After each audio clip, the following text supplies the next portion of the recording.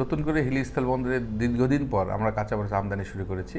বাংলাদেশের আবহাওয়াজনিত কারণে আসলে কাঁচামরিচটা নষ্ট হয়ে যায়, বীজতলা নষ্ট হয়ে যায়, ফলনগুলো সাধারণত হয় না। তখন বাংলাদেশের বাজারে যেহেতু নিত্য প্রয়োজনীয় একটা জিনিস কাঁচামরিচ, এটা মানুষের প্রতিদিনই দরকার, নিত্যদিনের দরকার।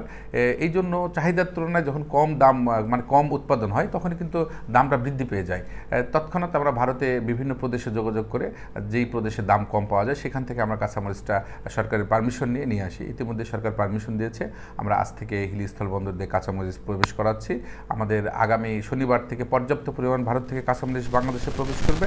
আশা করছি অতি সত্বর কাঁচামরিচের দাম ব্যাপকভাবে কমে যাবে। পানামা হিলি স্থলবন্দর দিয়ে ভারত থেকে এক গাড়ি কাঁচামরিচ প্রবেশ করেছে।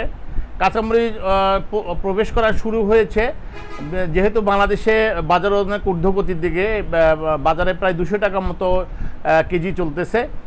সেই অনুপাতে আমদানিকারকরা আমদানি শুরু করেছে।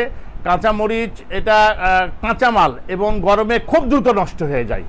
কাস্টমের যত প্রক্রিয়া আছে এই প্রক্রিয়াগুলো শেষ করে আমদানিকারকদের চাহিদার মোতাবেক দ্রুততার সাথে এটা বাজারজাত করার জন্য, সেটার জন্য পানামা কর্তৃপক্ষ তো সকল ব্যবস্থাই গ্রহণ করে রেখেছে এবং যাতে দ্রুততার সাথে গাড়ি বের হয়ে যায় এই জন্য আমরা সকলে এটার উপর নজরদারি করছি।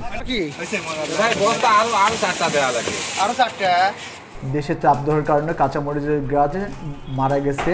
এই বছরে আমরা ভারত থেকে কাঁচামরিচ আমদানি করেছি। এই আমদানি করার ফলে আমাদের বাংলাদেশের যে কাঁচামরিচের ঊর্ধ্বগতি রয়েছে সেটা স্বাভাবিকভাবে আশা করছি কমে আসবে। এটি ভারতের কানপুর সহ বিভিন্ন প্রদেশ থেকে মরিচগুলো আসতেছে।